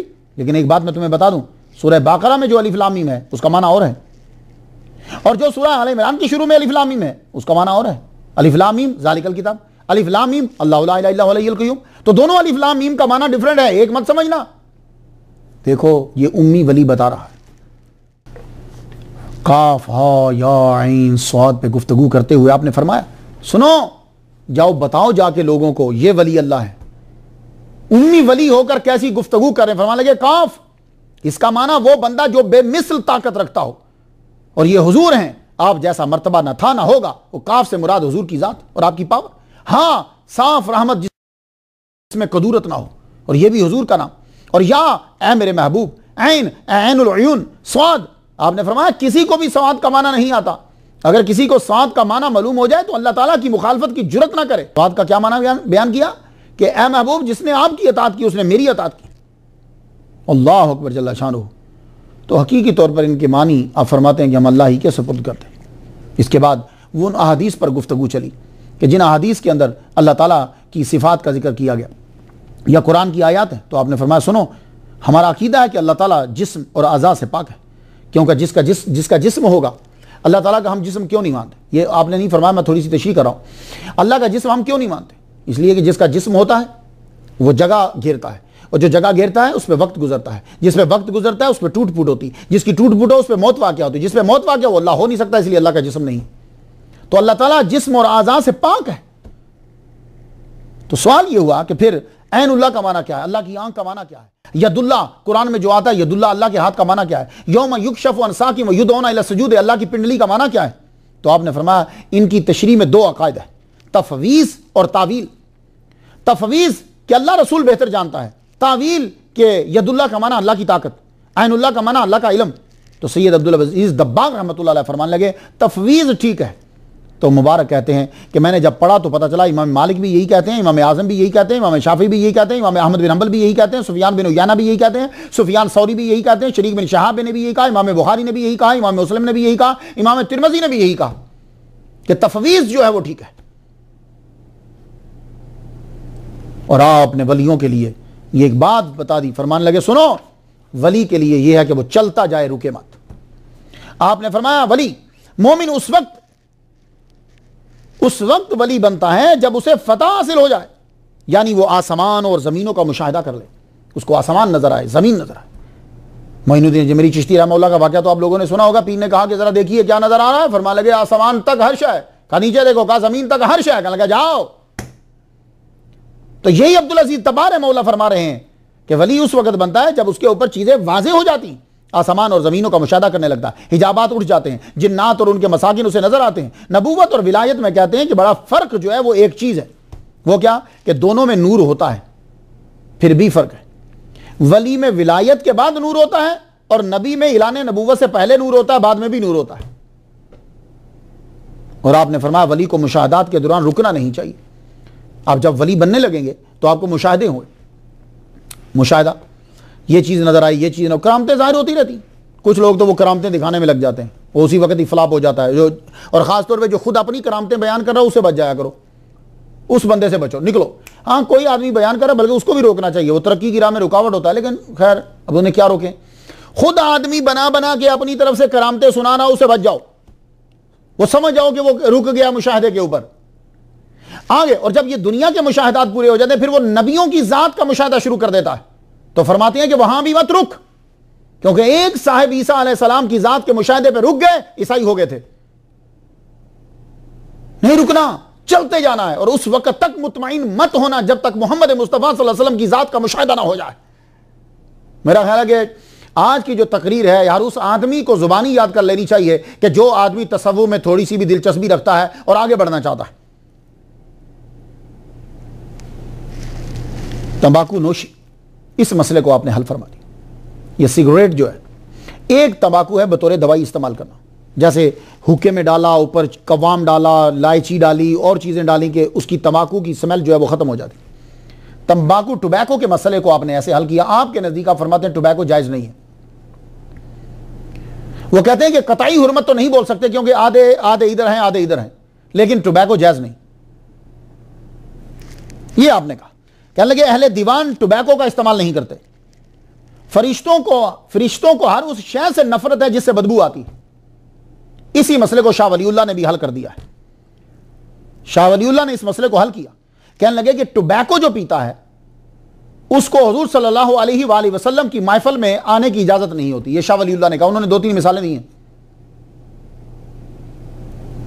اب ٹوبیکو کے بارے میں اتنا مسئلہ کیوں ہے؟ سنیے، ٹوبیکو کی اتنی بری سمیل ہوتی ہے، اتنی بری سمیل ہوتی ہے کہ جو پینے والا ہے اس کی گاڑی کے اندر بھی ہوتی ہے، جو پینے والا اس کے کپڑوں میں سے بھی آتی ہے، پینے والا جس کمرے میں پی کے چلا جائے وہاں آتی رہتی، اتنی گندی اس کی بدبو ہوتی ہے۔ آپ اسے چھوڑیے، وہ جو حکا ہوتا ہے، حکا، آپ اس حکے کے پانی کو کہیں گرائیے گا، کتنی سخت بدبو آتی ہے، حالانکہ حکے کے اندر ٹوبیکو نہیں ہوتا، ٹوبیکو کی وہاں سے گزر کے آتا ہے، وہ جو دھواں ہے گزر کے آتا ہے، کتنی بدبو ہوتی گندی۔ تو حضور صلی اللہ علیہ وآلہ وسلم کو اور فرشتوں کو بدبو سے نفرت ہے، بدبو سے نفرت ہے۔ اصل چیز یہ ہے، شاہ ولی اللہ نے بھی اسی پہ ہی بات کو ٹھہرائی۔ وہ فرمان لگے کہ چونکہ قرآن مجید میں نہیں ہے، قطعی حرمت کی بات نہیں کرتا، لیکن دلیل سن لو۔ حضور صلی اللہ علیہ وسلم نے کہا کہ مجھے گارلک اور آنین سے منع کیا گیا، کیوں؟ وجہ بدبو۔ حضور صلی اللہ علیہ وسلم نے جو کہا تھا کہ میں آج کے بعد شہد کا استعمال نہیں کروں گا، کیا تھی وجہ بدبو، کیونکہ وہ مکھیوں نے شہد جس جگہ سے بنایا تھا، ہو سکتا ہے کہ اس جگہ کے اوپر جو ہے نا وہ گارلک آنین اس طرح کی کوئی چیز وہاں ہوتی ہو، تو بدبو۔ حضور صلی اللہ علیہ وآلہ وسلم نے جو مسجد میں آنے سے منع کیا کہ جو یہ کھا کر ہماری مسجد میں نہ آئے، کیوں؟ وجہ بدبو۔ آپ کو معلوم ہے کہ عطر لگانے کا جمعے کے دن کیوں کہا گیا؟ اس لیے کہ پسینہ ہوتا ہے، وجہ بدبو۔ آپ کو معلوم ہے کہ وضو جو ہے وہ ہوا خارج کرنے سے ٹوٹ جاتا ہے، وجہ کیا؟ وجہ بدبو، ورنہ کوئی تک نہیں بنتا کہ اس کے ساتھ وضو ٹوٹ جائے، وجہ ہے بدبو۔ اگر اسے وضو نہ ٹوٹے تو پھر مسجد کے اندر اگر کسی کی ہوا خارج ہوگی تو بدبو پھیل جائے گی۔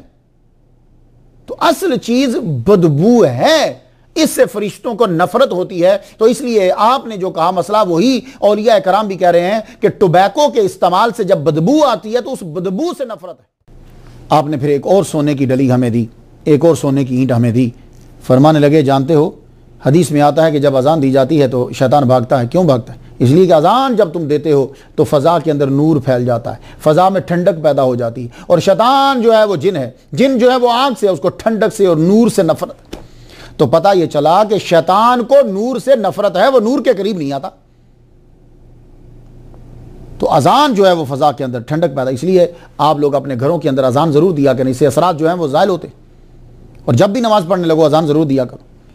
جس نے آنا ہے اس نے پھر دنیا سے چلے تو جانا ہے، آپ نے کم ہی ظاہری زندگی پائی، کچھ کا خیال تو یہ ہے، جیسے علامہ پیر زبیر نقشبندی علوی مالکی عطاسی فرما رہے تھے کہ 40 سال دونا 40 ہے، اور کچھ نے کہا کہ 45 سال ہے۔ آپ کی تاریخ ولادت 1091 ہجری بنتی ہے، کیونکہ آپ کی والدہ کے ماموں اس ولی کبیر کا انتظار تھا، مگر آپ 1090 میں ہجری میں دنیا سے چلے گئے۔ آپ نے ساری زندگی وہ بتایا جو صاحب کتاب سے سنا، پھر آپ 1136 ہجری 1723 میں دنیا سے رخصت ہو گئے۔ آپ کا مزار مرجع خلائق ہے، فیض میں جو مراکو کا مشہور شہر ہے۔ 292 سال گزر گئے ہیں، مگر آج بھی آپ کی قبر زندہ ہے اور کام بھی آپ کا زندہ ہے۔ اولیاء کی تعظیم کرو تاکہ اللہ تعالیٰ آپ پر رحمت نازل فرمائے۔